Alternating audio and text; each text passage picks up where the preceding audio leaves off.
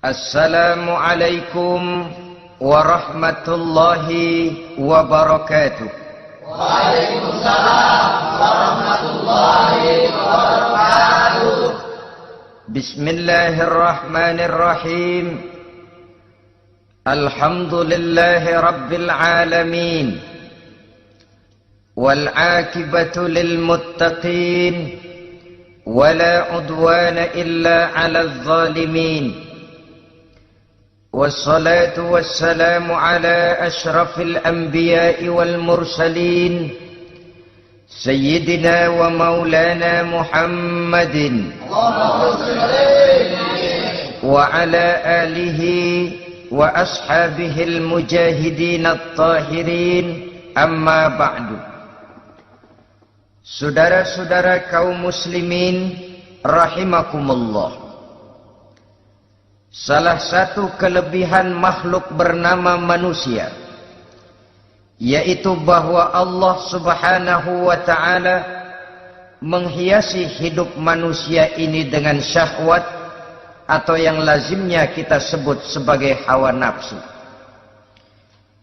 Inilah tenaga yang merupakan daya dorong yang melahirkan dinamika dalam kehidupan manusia, yang menyebabkan terus-menerus terjadinya perkembangan dalam sejarah peradaban dan kehidupan manusia. Hawa nafsu bisa melambungkan seseorang kepada puncak kejayaan, dan hawa nafsu dapat menenggelamkan seseorang ke dasar jurang kehancuran yang paling dalam. Pada surah Ali Imran ayat 14, Allah subhanahu wa ta'ala berfirman, A'udzu billahi minasy syaithanir rajim. Zuyyina lin-nasi hubbus syahawati minan nisa'i wal banin wal qanatiril muqantarati minadh dhahabi wal fiddah wal khailil musawwamati wal an'ami wal harth. Dzalika mata'ul hayatid dunya. Wallahu indahu husnul ma'ab. Mari kita perhatikan ayat ini lebih dekat lagi. Allah subhanahu wa ta'ala menjelaskan, Zuyyina linnasi hubbus syahawat. Makhluk manusia itu dihiasi dengan hawa nafsu. Dengan kata lain, hawa nafsu adalah perhiasan. Manusia tanpa hawa nafsu sama saja dengan orang yang tidak berhias, monoton, tidak mempunyai perkembangan dalam gerak kehidupannya. Tetapi kalau hawa nafsu adalah perhiasan, maka jika kita berbicara soal perhiasan, ada dua hal yang harus menjadi catatan pokok. Pertama, kapan satu perhiasan boleh kita pakai? Yang kedua, di mana perhiasan itu harus kita pakai? Kalau saudara berdandan rapi, pakai sepatu dengan kaos kaki, celana, jas, pakai dasi segala macam, tapi itu saudara lakukan pada saat saudara akan pergi ke WC, maka saudara sudah memakai perhiasan tidak pada waktu yang tepat. Begitupun sebaliknya, kalau jam tangan saudara pakai di kaki, kopiah saudara pasang di kaki, lalu sepatu naik ke atas jidat, maka saudara memakai perhiasan tidak pada tempatnya yang tepat. Demikian juga sifat yang bernama nafsu. Kapan dia boleh diperturutkan, di mana dia boleh disalurkan, adalah tugas daripada agama untuk mengatur syahwat atau hawa nafsu. Lihatlah kehidupan malaikat. Malaikat makhluk yang diciptakan Allah tanpa hawa nafsu. Maka kehidupan malaikat monoton. Malaikat tidak mempunyai peradaban dan kebudayaan. Malaikat adalah makhluk yang secara instingtif diciptakan untuk berbakti, tidak punya alternatif atau pilihan lain. Saudara lihat, Ada malaikat yang sejak diciptakan diperintahkan untuk sujud, sujud saja sampai sekarang enggak bangun-bangun. Ada malaikat yang sejak diciptakan diperintahkan untuk tasbih, tasbih saja, yang lain tidak. Ada malaikat yang sejak diciptakan diperintahkan mencabut nyawa, nyawa saja urusannya, yang lain tidak. Pekerjaannya monoton. Tetapi memang karena tidak ada hawa nafsu, tidak ada kecenderungan malaikat untuk nyeleweng. Belum pernah kita dengar misalnya ada malaikat Jibril korupsi ayat.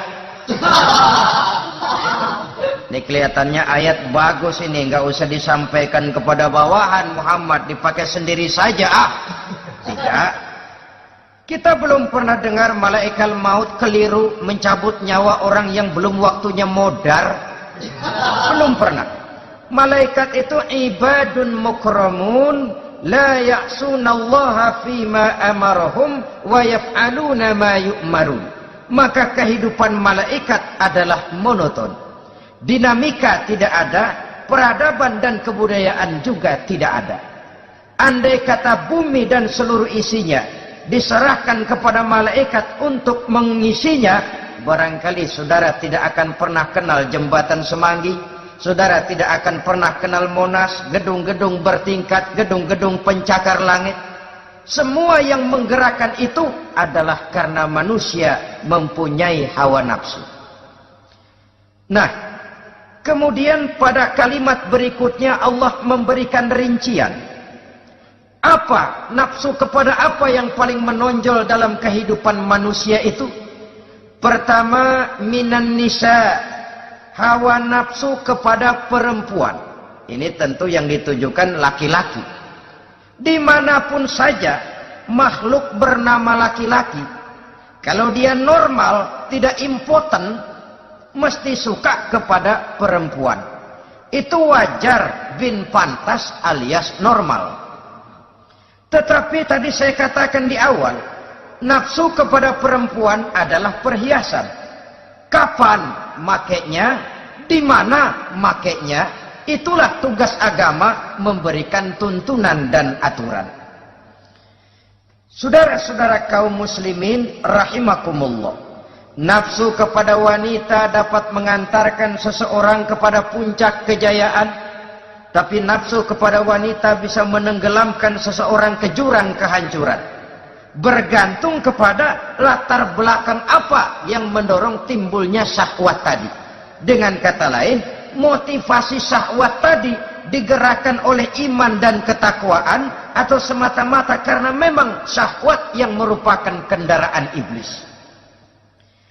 Penyelewengan pertama yang terjadi dalam sejarah kehidupan manusia adalah penyelewengan yang dilakukan oleh Nabi Adam alaihi salam pada saat ia memetik buah khuldi. Kenapa itu dilakukan oleh Nabi Adam? Karena terdorong oleh rasa sayang dan cinta kepada istrinya Hawa. Sebenarnya Hawa lah yang merajuk, Siti Hawa lah yang membujuk, dan Nabi Adam oleh karena syahwatnya kepada istrinya memperturutkan bujukan Siti Hawa itu. Peristiwa Nabi Adam ribuan tahun yang lalu akan terus relevan sampai ke zaman kita sekarang ini. Berapa banyak orang-orang yang karena terlalu ingin menyenangkan istrinya, lalu tidak segan-segan melakukan perbuatan yang menyimpang, baik itu merugikan orang lain, merugikan masyarakat, bahkan merugikan bangsa dan negaranya. Seorang pedagang tidak akan segan-segan menipu. Sebaliknya pun begitu. Tidak jarang wanita di dalam kelemahannya bisa menenggelamkan dunia. Seorang suami yang jujur, polos, lugu, sederhana bisa jadi koruptor ulung karena didorong-dorong oleh istrinya. Istrinya barangkali bisa saja dibakar-bakar oleh tetangganya.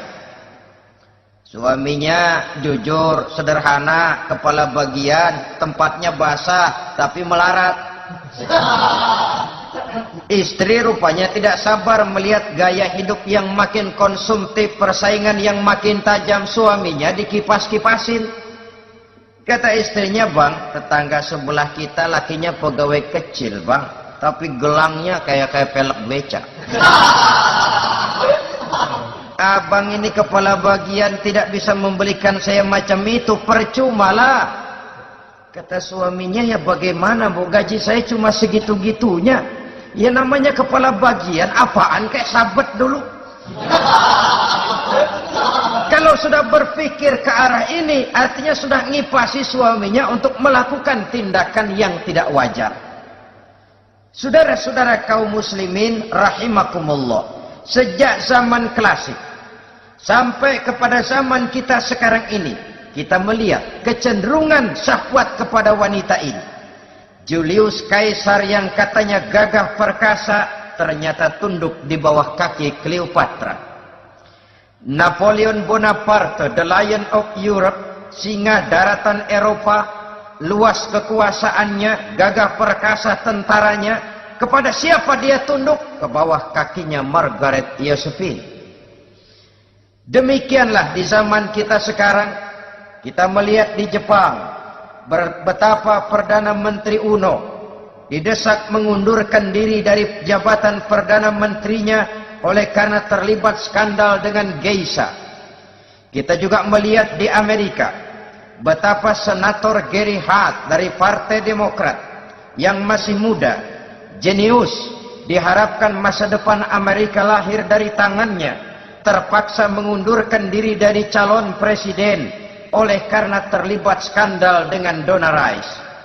Kita juga menyaksikan betapa parlemen dan kabinet di Inggris sempat geger oleh karena skandal Pamela Bordes, pelacur kelas kakap yang melanglang buana mencari sasaran-sasaran kakap. Ini adalah kisah kejatuhan yang diakibatkan oleh hubbus syahawat minan nisa. Oleh karenanya benar jika Nabi kita menyatakan an-nisa'u imadul bilad, wanita adalah tiang negara. Jikalau baik wanita, baik negara. Jikalau rusak wanita, hancur negara. Kalau syahwat kepada wanita cuma semata-mata karena syahwat, maka seorang laki-laki akan memandang wanita cuma sekedar alat pemuas hawa nafsu. Nilainya rendah. Sedangkan agama kita mengajarkan ma akraman nisa'a illa karimun wa ma ahanan nisa'a illa laimun, kata Nabi. Tidak akan menghormati kaum wanita kecuali orang-orang yang terhormat, dan tidak akan merendahkan derajat kaum wanita kecuali memang orang-orang yang rendah moralnya. Dengan kata lain, apabila syahwat minan nisa ini dilandasi dengan semangat iman dan ketakwaan, maka kehidupan Rasulullah sallallahu alaihi wasallam sungguh menjadi figur dan contoh dalam kehidupan kita.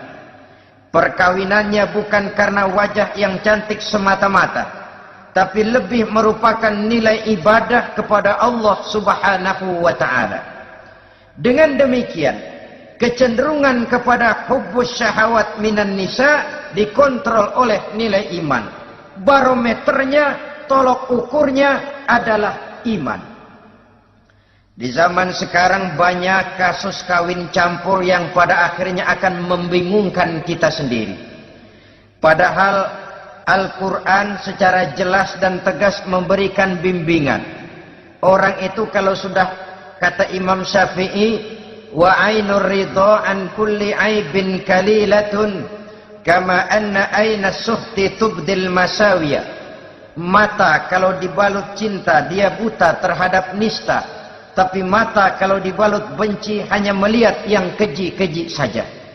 Biasanya cinta kepada wanita memang bisa menimbulkan dorongan yang positif, tapi juga bisa membuat seseorang buta sama sekali.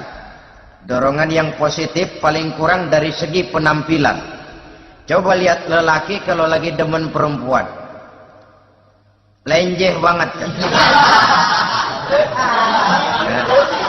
Sisiran rambutnya rapi, teriskaan bajunya lancip, sepatunya mengkilat, kantong celananya tebel, perkara anduk isinya bukan soal. Yang penting kan gaya. Lalu dinamis, kreativitasnya ada saja timbul. Tapi pada sisi lain, jikalau orang sudah kehilangan pertimbangan, juga kadang-kadang tidak segan-segan mengorbankan akidah, mengorbankan nilai-nilai iman.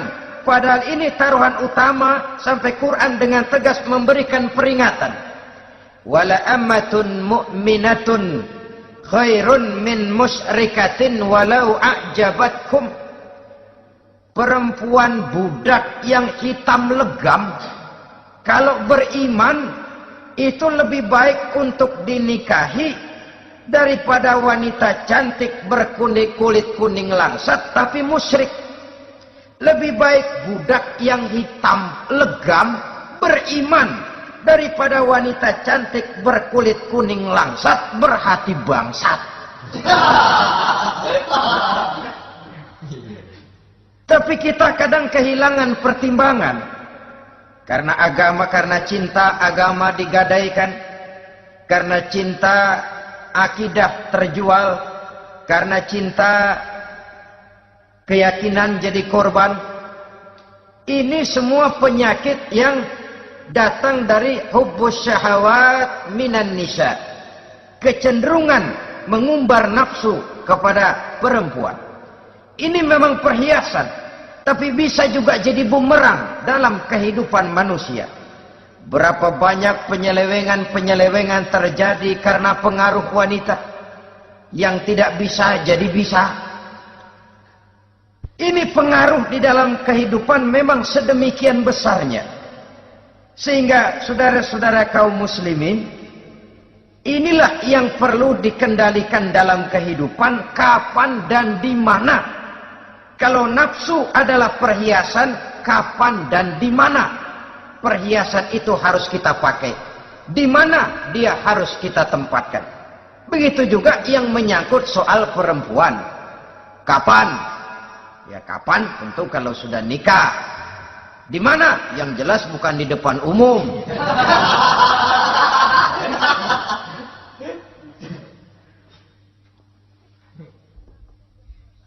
Ini nafsu yang pertama, minan nisa.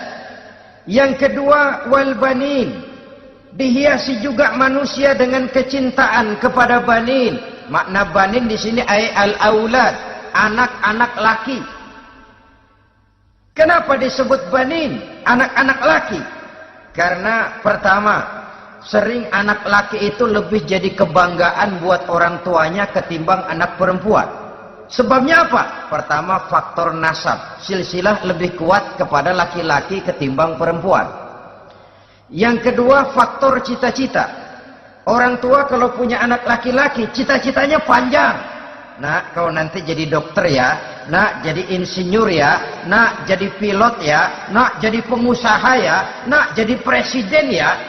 Tapi kalau dia punya anak perempuan, paling, ya nak, mudah-mudahan nanti kamu dapat jodoh orang baik nak. Dapat jodoh orang soleh. Saudara-saudara, yang ketiga, anak perempuan itu kalau sudah berkeluarga, biasanya pindah kepada lingkungan keluarga lain. Sehingga orang berkata, punya anak perempuan banyak sebenarnya seperti agen. Artinya ada yang mau bawa, kan begitu. Ada yang minta, ambil. Ada yang berminat, buntel. Paling dia nengokin orang tuanya ya, lebaran. Ya syukur kalau sebulan sekali atau seminggu sekali. Tapi minimnya kan lebaran. Dengan demikian dari garis nasab ini lebih kuat al-banin ketimbang al-banat. Manusia dihiasi dengan kecintaan kepada anak-anak. Sering karena terlalu cinta kepada anak, kita menjerumuskan anak. Terlalu sayang kepada anak, segala maunya kita perturutkan tanpa kendali dan kendala. Akhirnya sifat yang demikian itu malah mendorong anak untuk manja, tidak percaya kepada kemampuan yang dimilikinya, selalu mengandalkan kepada kebesaran, kemampuan daripada orang-orang yang dibanggakannya itu, dan dalam kondisi demikian kedewasaan dan tanggung jawabnya akan lambat berkembang. Maka Allah Subhanahu wa ta'ala memperingatkan bahwa harta dan anak bisa menjadi fitnah.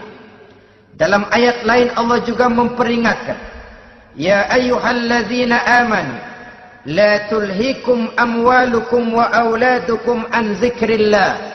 Wahai orang-orang yang beriman, jangan sampai hartamu dan anak-anakmu memalingkan kamu daripada mengingat Allah.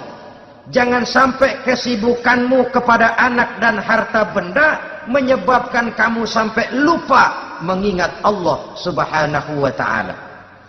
Berapa banyak manusia yang tenggelam dengan melupakan Allah, jauh dari agama, jauh dari tuntunan syariat, oleh karena disibukkan oleh persoalan anak dan persoalan harta benda. Maka satu-satunya jalan, jikalau kita tidak ingin anak kita sampai memalingkan kita daripada mengingat Allah, nilai-nilai keimanan harus ditanamkan kepada mereka sedini mungkin. Dengan bekal ini, maka mereka, anak-anak kita, insya Allah tidak akan membuat kita orang-orang tua ini berpaling daripada mengingat Allah, berpaling daripada kehidupan beragama. Memang karena anaklah kita orang tua peras keringat banting tulang, pergi pagi pulang sore cari nafkah. Karena anaklah kita orang tua, kepala jadi kaki, kaki jadi kepala. Asal mereka bisa menikmati hari depan yang lebih baik dari yang kita nikmati sekarang ini. Tapi berapa banyak juga orang-orang tua yang tidak sadar akan amanah berupa anak ini. Mereka lalai, mereka bersikap masa bodoh, padahal tidak akan ada yang tidak dipertanggungjawabkan di hadapan Allah Subhanahu wa ta'ala. Orang tua bisa mendapat pensiunan pahala kalau anaknya tumbuh menjadi anak yang soleh. Tetapi orang tua pun bisa saja masuk neraka karena anaknya menjadi anak yang kurang ajar dan orang tuanya sama sekali tidak pernah memberikan pendidikan yang sebagaimana mestinya. Saudara-saudara kaum muslimin rahimakumullah, kita tentu berharap memperoleh pensiunan pahala dan bukan mendapat tambahan dosa dari kekurang ajaran anak-anak kita akibat kita sebagai orang tuanya tidak pernah mau mendidik mereka. Dalam hadis ada diriwayatkan, ada anak kurang ajar, sembahyang tidak, puasa ibadah tidak, kenal Allah tidak, beriman pun tidak, dosa kelewat banyak, kejahatan berkarat. Di akhirat nanti disidang dia, ditanya, kamu kenal siapa Tuhanmu? Tidak. Kamu tahu siapa nabimu? Tidak. Kitab sucimu apa? Tidak tahu. Kiblatmu di mana? Tidak ada. Kamu sholat? Tidak pernah. Kamu puasa? Tidak pernah. Wah, kalau begitu kamu rusak sekali. Kamu neraka. Anak ini mengajukan protes. Saya menuntut keadilan. Benar saya tidak kenal siapa Tuhan saya. Saya tidak tahu apa kitab suci saya. Saya tidak pernah mendirikan sholat. Tidak pernah melaksanakan puasa. Pendeknya tidak ibadah dan tidak iman. Tapi semua itu terjadi sebab-sebabnya tidak lain karena orang tua saya tidak pernah mendidik dan mengajarkan saya. Orang tua saya tidak pernah mengarahkan saya ke jalan itu. Sampailah saya seperti keadaan yang sekarang ini. Orang tua saya enak-enakan ngaji, saya teler diantepin aja. Orang tua saya memegang kitab, saya megang botol. Dia tahu, dia diam saja. Dia tahu dan dia tidak memberikan peringatan. Karena orang tua saya lah, maka saya jadi seperti sekarang ini. Kalau saya harus masuk ke dalam neraka, saya menuntut keadilan agar orang tua saya juga ikut bersama saya gabung ke dalam neraka. Orang tuanya yang baik-baik dipanggil, sudah mau berangkat ke surga nih orang tua, dipanggil, "Ntar dulu mas, ini dulu." "Mau kemana? Gancang banget." "Surga pak." "Nanti dulu, urusan belum beres." "Ini benar anakmu ini?" Dilihat anaknya, iya anak saya ini. Waktu di dunia nggak pernah diajarin ngaji, nggak pernah. Sampai dia nggak kenal Tuhannya, nggak kenal nabinya, nggak kenal kiblatnya, nggak kenal kitabnya. Iya. Dia sembahyang, kamu diam, dia nggak sholat, kamu diemin aja. Iya kali. Kenapa pakai kali? Yang benar ngomong. Ramadan dia nggak puasa, kamu nggak tegur, kamu diam saja. Iya. Wah, kamu nggak tanggung jawab. Kamu tahu anak itu adalah amanah. Menyia-nyiakan amanah adalah khianat. Khianat adalah dosa besar. Jadi bagaimana saya? Ya kamu gabung sama anakmu, join ke neraka berdua bareng. Lantaran kamu tidak mau mendidik mereka, anak-anakmu, maka jadilah anak-anakmu seperti sekarang ini. Saudara-saudara kaum muslimin rahimakumullah. Sebaliknya, jikalau anak-anak kita yang kita cintai ini, yang merupakan buah hati belahan jantung, tumbuh dan berkembang menjadi anak-anak yang soleh, yang bermanfaat bagi masyarakatnya, bagi agama, bangsa dan negaranya, kita orang tuanya bolehlah tentram menerima pensiunan pahala. Menerima pensiunan pahala dari kesolehan anak yang ditinggalkannya. Alangkah nikmatnya mendapat pensiunan pahala. Terbaring kita di bawah pohon kemboja, nilai kebaikan kita dikenal orang, nama kita akan tetap hidup. Oleh karena kita meninggalkan anak-anak yang tumbuh menjadi generasi yang soleh, bukan anak yang salah. Oleh karenanya, kecintaan kepada anak jangan sampai membuat kita lalai dari mengarahkan mereka kepada kehidupan beragama. Di zaman sekarang ini, kecenderungan kita mengarahkan anak pun sudah kepada kecenderungan yang berbau materialistis. Maka yang ramai bagaimana anak bisa mengejar program MBA, Master of Business Administration, supaya keluar bisa jadi manajer. Bagaimana anak lalu kursus komputer, supaya keluar menjadi tenaga yang canggih di bidang komputer. Ya, kalau dia perempuan cantik, bagaimana dia bisa masuk Akademi Sekretaris and Management, supaya bisa jadi sekretaris. Atau bagaimana dia bisa masuk sekolah nyanyi, supaya nanti jadi penyanyi dengan tarik suara, uang lalu mengalir ke dalam kocek jutaan nilainya. Maka yang ramai pun hal-hal yang semacam itu. Dalam pada itu, pengajian, kursus-kursus keagamaan, studi-studi klub yang membicarakan masalah-masalah agama, ramainya kadang-kadang kalau bulan Ramadan, dianggap training center. Ya lumayan, daripada tidak sama sekali mah lumayan. Tapi dengan demikian ini kan merupakan bagian terpokok dari kehidupan manusia. Alangkah idealnya jika dia mengantongi gelar MBA, Master of Business Administration, tapi punya nilai iman yang tangguh, ahli komputer tapi punya keyakinan beragama yang mantap. Saudara-saudara kaum muslimin rahimakumullah, kecintaan kepada anak-anak sering mendorong seseorang untuk menimbulkan sifat nepotisme. Segalanya serba garis keturunan. Sejak ia jalur birokrasi sampai ke dalam kehidupan sehari-hari, nepotisme ini bisa terlihat. Orang kehilangan kondisi objektivitasnya. Mampu atau tidak soal lain, bidangnya atau tidak bukan soal. Yang penting masih ada hubungan keturunan. maka timbullah tumpang tindih untuk sesuatu pekerjaan yang tidak sesuai dengan kemampuan dan keahliannya. Di desa-desa kita melihat masjid, ketua masjid bapaknya, bendahara anaknya, sekretaris mantunya, Bilal besannya, kul beduk engkongnya.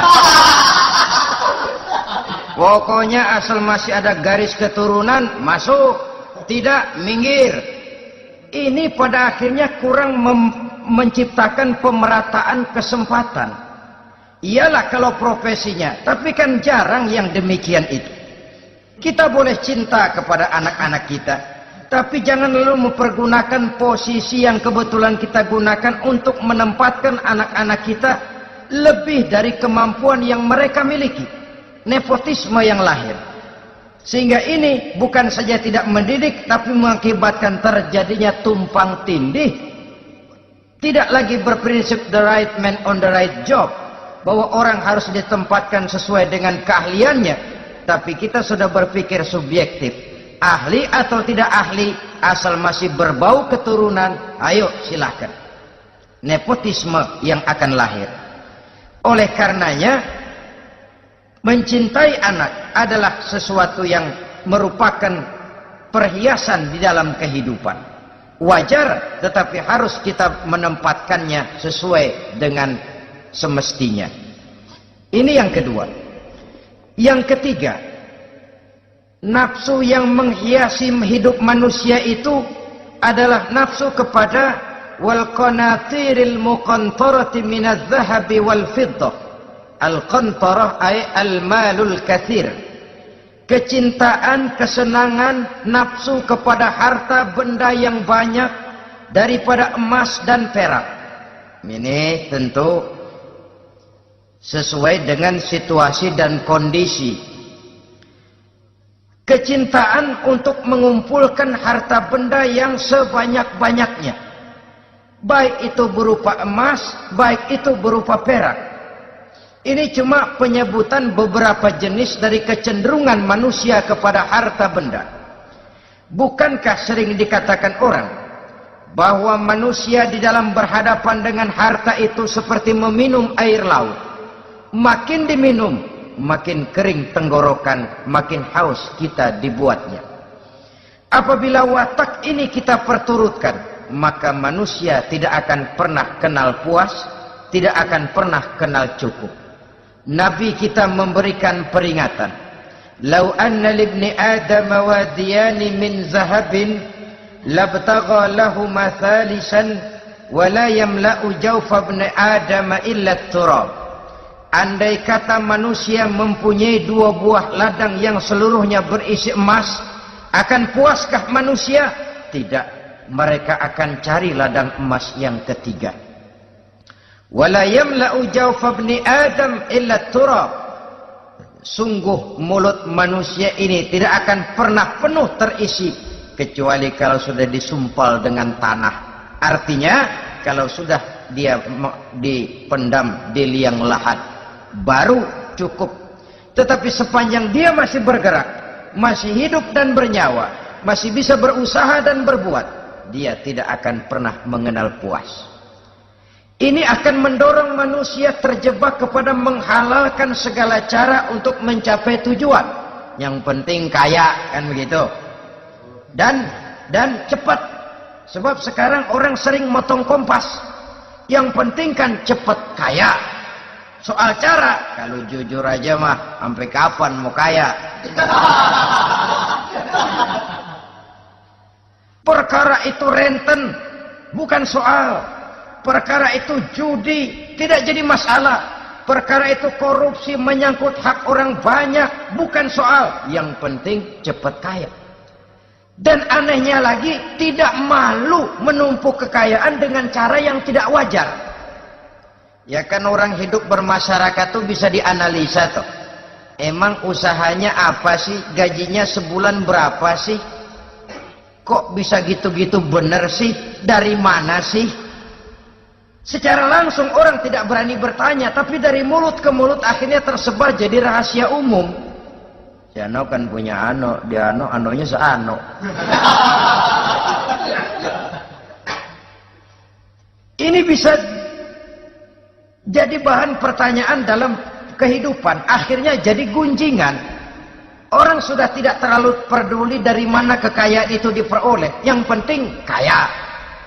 Dengan menghalalkan segala macam cara, terjebaklah ke dalam cara-cara mafia, terjebaklah ke dalam cara-cara yang tidak wajar, tidak bijaksana, memperkuat klik, clean, dengan menghantam yang lain.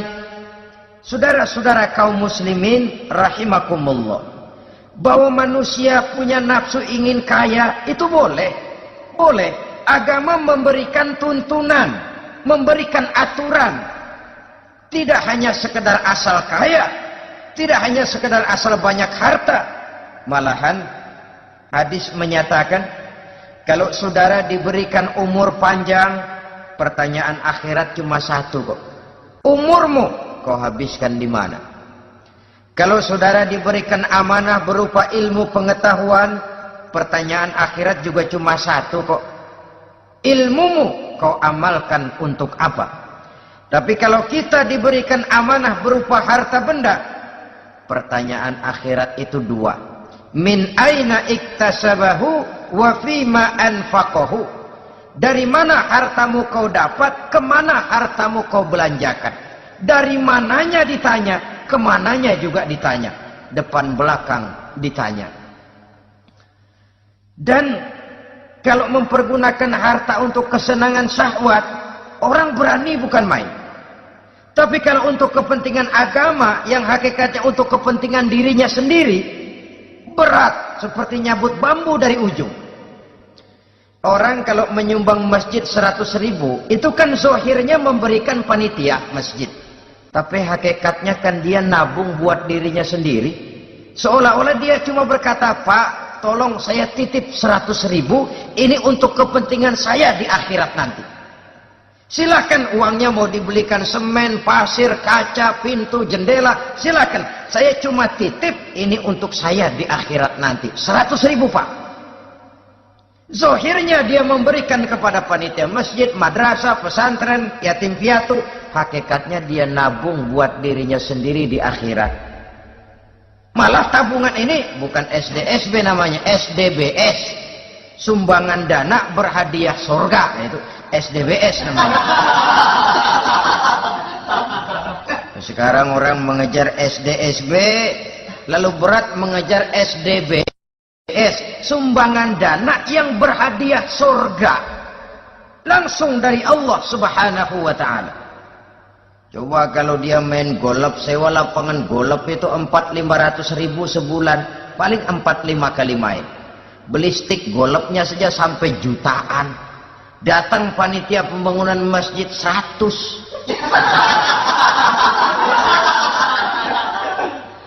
Minta didoain masuk surga lagi. Surga 100.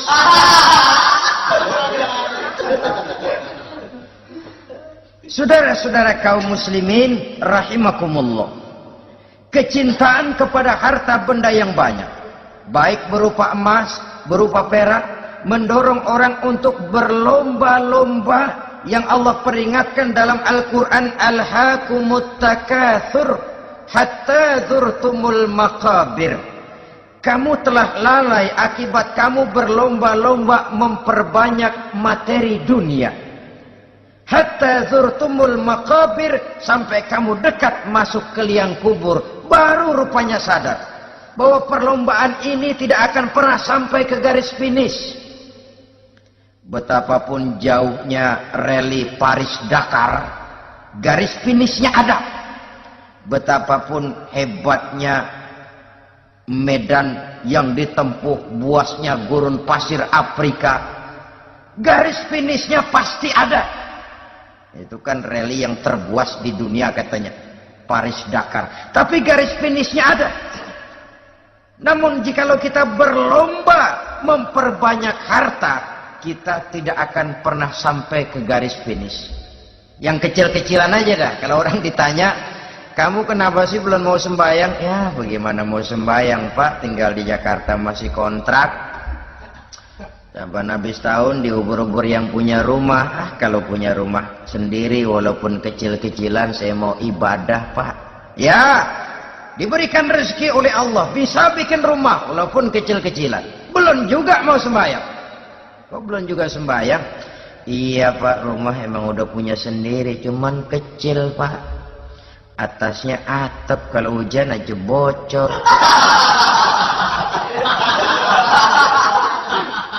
Kalau bisa bikin rumah yang permanen Pak, tenang, saya ibadah, sembahyang saya rajin. Iyalah, diberikan rezeki, bisa bikin rumah permanen. Bagus rumahnya. Lain lagi. Iya, rumah sudah permanen, tembok, ubin. Cuman isinya belum ada Pak, perabotannya. Duh. Kalau punya peralatan rumah tangga yang memadai, tenang, saya ibadah. Diberikan juga rezeki, bisa beli perabotan rumah tangga yang lumayan. Di atas tekelnya sudah pakai karpet, mebelnya spaghetti, tempat tidurnya alga spring bed, dan lo-pilo, ada kulkas, ada TV, di sebelah TV ada kunci mobil. Kuncinya mobilnya.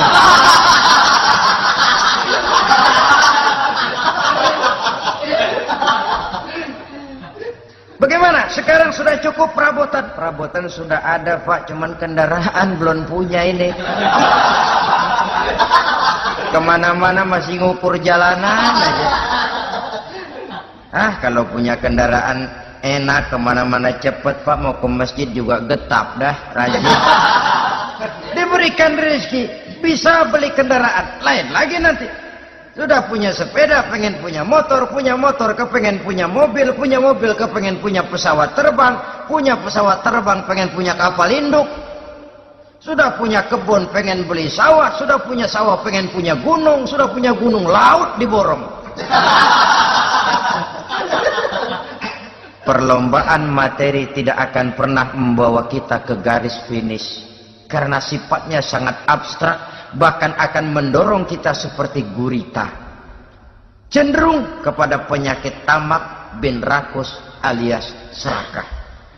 Dengan demikian saudara-saudara, bahwa kecintaan kepada harta merupakan nafsu, dan nafsu itu adalah perhiasan, dia bisa menjadi daya dorong positif. Kalau dalam upaya memperoleh harta itu kita tidak akan keluar dari tujuan keridhaan Allah. Saya cari nafkah, tapi yang Allah ridho. Saya ingin kaya, tapi dengan cara yang Allah ridho. Ini kunci yang akan menyelamatkan kita manusia dari perangkap menghalalkan segala cara. Ini yang ketiga. Yang keempat, dihiasi manusia itu dengan nafsu kepada wal khailil musawwamah, kuda yang bagus, kendaraan yang bagus, kuda yang terpelihara.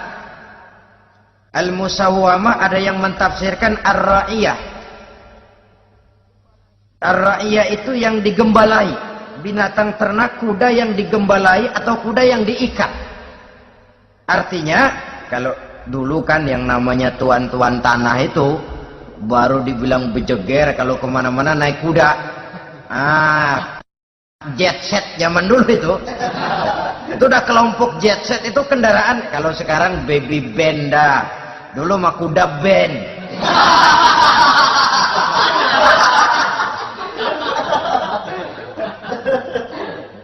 Manusia punya kecenderungan suka kepada kendaraan. Apalagi di zaman sekarang ini, wah, iklan-iklan itu kan sangat menggoda kita.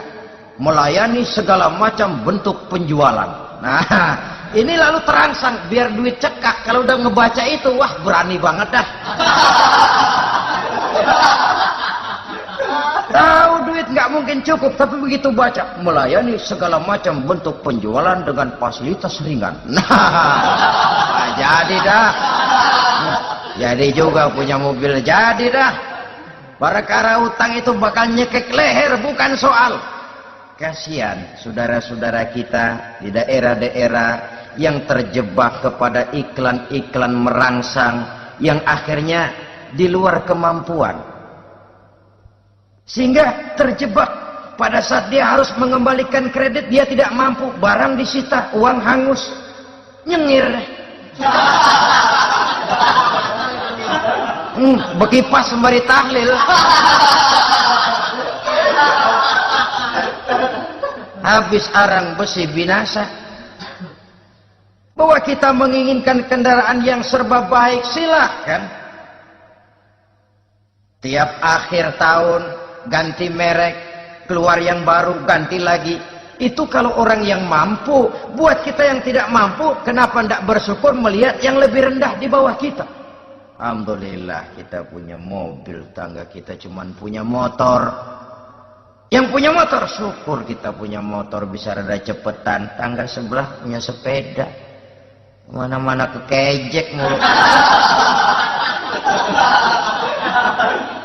Yang punya sepeda, alhamdulillah punya sepeda. Tangga sebelah kemana-mana jalan kaki. Yang jalan kaki, syukur masih bisa jalan. Temen sebelah lumpuh bertahun-tahun nggak. Yang lumpuh, alhamdulillah masih hidup. Tangga sebelah kemarin out, nggak balik lagi. Saudara-saudara, saya pikir menengok ke atas itu perlu supaya ada rangsangan kita untuk maju. Tapi menengok ke bawah pun juga lebih perlu agar kita mensyukuri yang ada dan tidak suudzon, tidak buruk sangka kepada Allah. Apa yang diberikan Allah kepada kita sekarang ini, itulah yang terbaik menurut Allah untuk kita. Saudara-saudara kaum muslimin rahimakumullah. Dahulu ada seorang pemuda, matanya buta. Dia mengeluh, ya Allah, kenapa saya dilahirkan dalam keadaan buta? Apa dosa saya? Apa salah saya? Andai kata saya tidak buta, saya melihat keindahan alam ini, saya lebih akan bersyukur kepadamu ya Allah. Nah sudah, dia berburuk sangka kepada Allah. Satu hari, ini Raja Baduy di pedalaman menggerakkan tentaranya menculik anak-anak muda. Ini Raja Baduy ini kanibal, artinya suka makan daging manusia. Anak-anak muda ini diculik. Yang masih muda-muda ya, kalau kambing muda itu kan di sop rada sedap. Rupanya ini Raja kanibal ini begitu. Anak-anak muda termasuk ya pemuda yang buta tadi itu kena culik. Ya sudah diculik, rawatlah di istana raja ini, diberikan pakaian bagus, dikasih makan serba enak.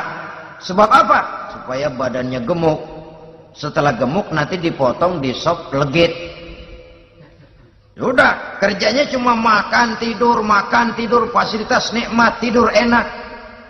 Udah giliran dapat 1 bulan 2 bulan kemudian, ketika mau diambil anak-anak muda ini, raja sendiri yang milih mana yang disop duluan nih. Sampai giliran anak muda yang buta ini, raja geleng kepala.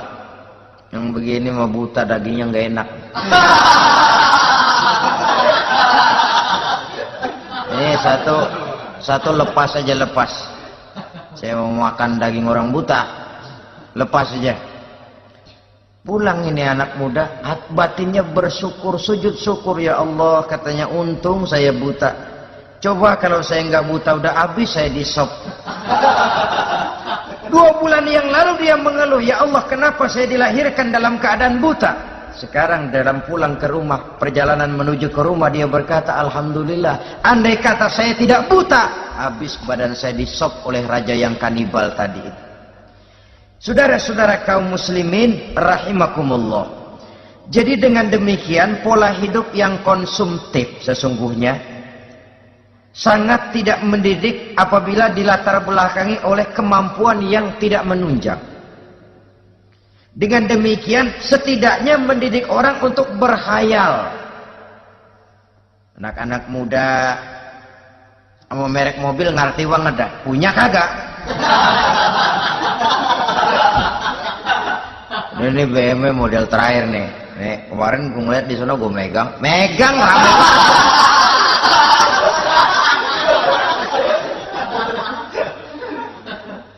Tulul amal ini kalau tidak diimbangi dengan saluran yang positif, dia akan terjebak kepada penyakit tulul amal, panjang angan-angan. Baiklah ya, wal khailil musawwamah. Yang keempat, yang kelima maksud saya, wal an'am, cinta kepada binatang ternak. Manusia ini kan punya kecenderungan macam-macam. Setelah rumahnya bagus, hartanya banyak, kendaraannya cukup, ingin beternak. Jadilah peternak. Ini kecenderungan manusia, wajar saja sepanjang didapat dan dilakukan dengan cara-cara yang wajar. Wal hars, dan tumbuh-tumbuhan, bertani, bersawah, berladang, itu merupakan kecenderungan daripada manusia. Keseluruhan itu kata Allah, kecintaan kepada wanita, kepada anak, kepada harta benda, kepada kendaraan, kepada binatang ternak, kepada tumbuh-tumbuhan, zalika, semua itu mata'ul hayatid dunya, merupakan kesenangan hidup dunia. Berapa lama kesenangan hidup dunia? Sebentar, seumur manusia. Seumur manusia. Bahkan kadang-kadang pada saat dia masih hidup pun orang tidak sepenuhnya sempat menikmati kesenangan hidup dunia. Apabila ajal datang, selesailah kehidupan dunia sampai di situ. Orang-orang kafir, buat mereka surganya di dunia ini. Bila kehidupan di dunia selesai, selesailah sudah surganya sampai di situ. Kesemua itu kata Allah merupakan kesenangan daripada kehidupan di dunia. Wallahu indahu husnul ma'ab, dan Allah mempunyai tempat kembali yang sangat baik. Nah, setelah Allah menjelaskan semua itu, pada ayat yang ke-15 Allah memberikan jalan keluarnya. Memperturutkan nafsu kepada wanita, anak-anak, harta benda, kendaraan, binatang ternak. Bijaksanakah itu? Dalam ayat ke-15 surah Ali Imran ini Allah memberikan penjelasan tuntas. Qul a'unabbi'ukum bi khairim min zalikum. Katakan kepada mereka Muhammad, maukah kamu aku beri kabar yang lebih baik dari semua itu? Lebih baik daripada kesenanganmu kepada wanita, kepada anak-anak, kepada harta benda, kepada kendaraan dan sebagainya. Mau kamu aku beritahu yang lebih baik daripada semua itu? Jawaban tentu mau. Kalimatnya bukan ukhbirukum, a'unabbi'ukum. An-naba itu berita yang besar. Lain dengan al-khabar, itu berita biasa saja. An-naba, sehingga pembawa berita disebut nabi. Dari naba yanbi, pembawa berita yang benar. A'unabbi'ukum, maukah aku tunjukkan kepada satu berita yang benar-benar besar dan benar-benar lebih baik dari yang semua disebutkan tadi. Apa jalan keluarnya? Lillazina taqaw 'inda rabbihim jannatun tajri min tahtihal anhar. Bagi orang-orang yang bertakwa kepada Allah, mereka akan mendapatkan surga yang di bawahnya mengalir sungai. Khalidina fiha, mereka akan kekal di dalamnya. Wa azwajun mutahharah, dan mereka mendapat istri-istri yang suci. Waridwanum minallah, dan keridhaan daripada Allah subhanahu wa ta'ala. Kalau kamu hai orang-orang yang beriman, kalau kamu hai manusia menyangka bahwa nafsu kepada wanita, anak-anak, mengumpulkan harta benda, kendaraan yang menarik, binatang ternak dan tumbuh-tumbuhan itulah yang lebih baik untuk kesenangan dunia. Memang itu kesenangan dunia. Tapi nih, seolah-olah kata Allah, nih, saya kasih tahu kamu, aku beritahu yang lebih baik dari semua itu. Apa? Takwa kepada Allah. Kecintaan kepada wanita. Kalau takwa dasarnya, orang nggak amburadul, nggak semrawut. Enggak, pokoknya gue masalah perempuan dan membuat terus. Tapi punya kaidah, punya norma. Demikian juga kepada anak-anaknya. Demikian juga kepada harta benda. Pokoknya asal harta, mau halal mau haram, tekuk terus saja. Semuanya dilandasi oleh taqau, lillazina taqau, oleh ketakwaan kepada Allah. Nah, ketakwaan ini akan menghasilkan apa? Inda rabbihim jannatun tajri min tahtihal anhar. Melahirkan, menghasilkan surga yang di bawahnya mengalir sungai-sungai.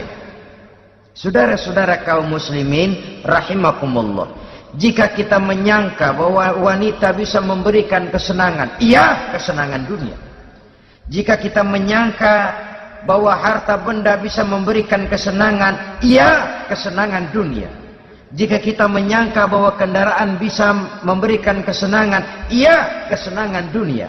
Tapi kita tidak cuma ingin itu, kita ingin itu semua juga bisa membawa kesenangan akhirat. Caranya landasi dengan takwa. Kesenangan kepada wanita didasari dengan takwa. Maka jangan jadikan wanita cuma sekedar alat pemuas hawa nafsu. Kesenangan kepada anak-anak dilandasi dengan takwa. Maka anak-anak diarahkan kepada jalan yang diridhoi Allah. Kesenangan kepada kendaraan dilandasi dengan takwa, maka kendaraannya selalu mengarah berjalan menuju jalan takwa, diridhoi oleh Allah Subhanahu wa taala. Kalau tidak, tuh mobil asal lempengan Ancol gancang banget dah. Tapi giliran dihadapin ke masjid, mogok melulu. Urusan ngaji ada aja halangannya tuh kendaraan. Tapi kalau untuk urusan maksiat, ngebut benar-benar. Dilandasi dengan ketakwaan. Sehingga dengan demikian, tidak hanya sekedar surga di dunia ini, tapi lebih-lebih di surga di akhirat nanti. Khalidina fiha, kekal. Kalau dunia ini kan zillun zail, bayangan. Hari ini kita jaya, besok kita bangkrut. Siapa yang mau menghalangi? Hari ini kita melambung, besok kita nyungsep. Siapa yang bisa menarik? Tidak kekal, berubah, temporer, relatif. Di sana, kebahagiaan yang dilandasi dengan takwa ini sudah surga, kekal di dalamnya, azwajun mutahharah. Dapat istri-istri yang suci. Suci dalam arti belum pernah dijamah orang lain.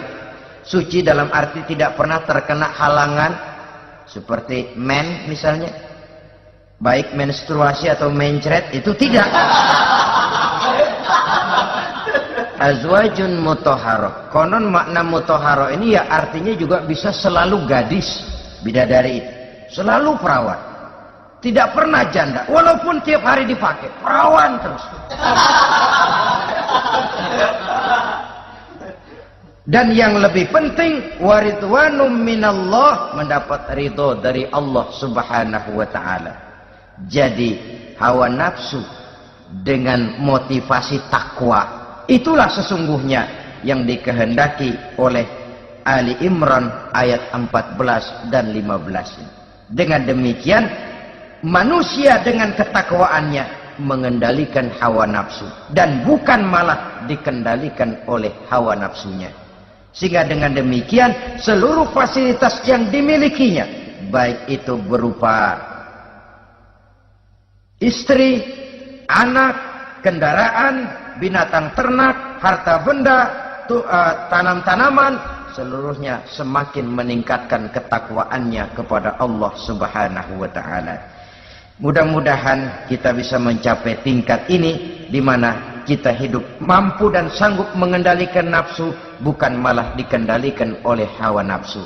Terima kasih dan mohon maaf. Wassalamualaikum warahmatullahi wabarakatuh. Waalaikumsalam warahmatullahi wabarakatuh.